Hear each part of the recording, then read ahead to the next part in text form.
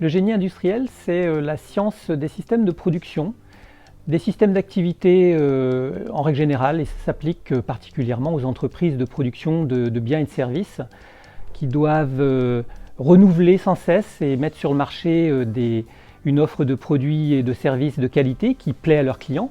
Donc il faut savoir les concevoir, il faut savoir les produire, ces produits et ces services, donc gérer la production.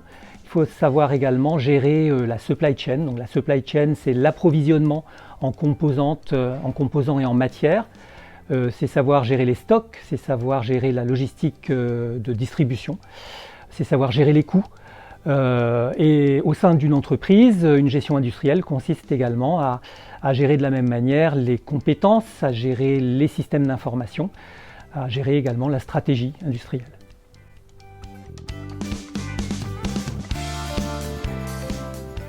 Alors, comme toute discipline scientifique, on a notre langage propre et nos modèles propres. Le langage est fait de processus qui enchaînent des opérations dans un but donné et pour satisfaire un certain nombre de parties prenantes. Et ces opérations consomment des ressources humaines et des ressources matérielles, durent un certain temps et coûtent un certain prix.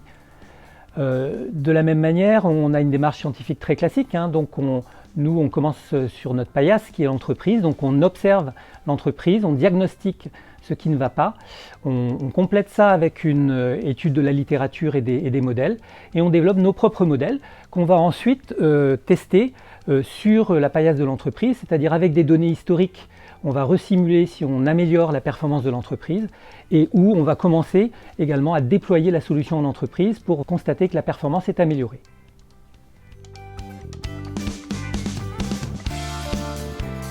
Le génie industriel s'applique dans des domaines extrêmement divers. Alors classiquement, on pense au domaine de l'industrie automobile, de l'industrie aéronautique, de l'industrie lourde, mais ça s'applique tout à fait également à l'industrie du luxe, à la conception d'un atelier de production dans le luxe.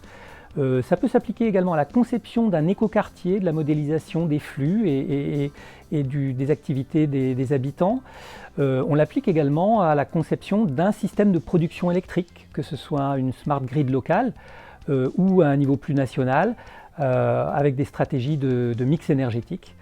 On l'applique également à la conception de solutions de mobilité, d'autant plus qu'elles sont durables et qu'on simule donc les solutions de multimodalité pour quelqu'un en déplacement.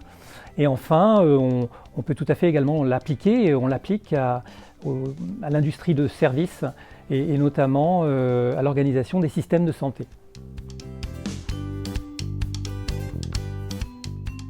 L'hôpital du futur, c'est un hôpital qui sera performant d'un point de vue organisation et d'un point de vue production de santé. Donc c'est un hôpital qui gérera parfaitement les parcours patients, c'est-à-dire que ce que va suivre le patient du début de la prescription jusque la fin des soins va être maîtrisé en termes de qualité, en termes d'enchaînement et de logique des actes. Bien sûr, ça s'appuie sur une digitalisation nécessaire des données du patient.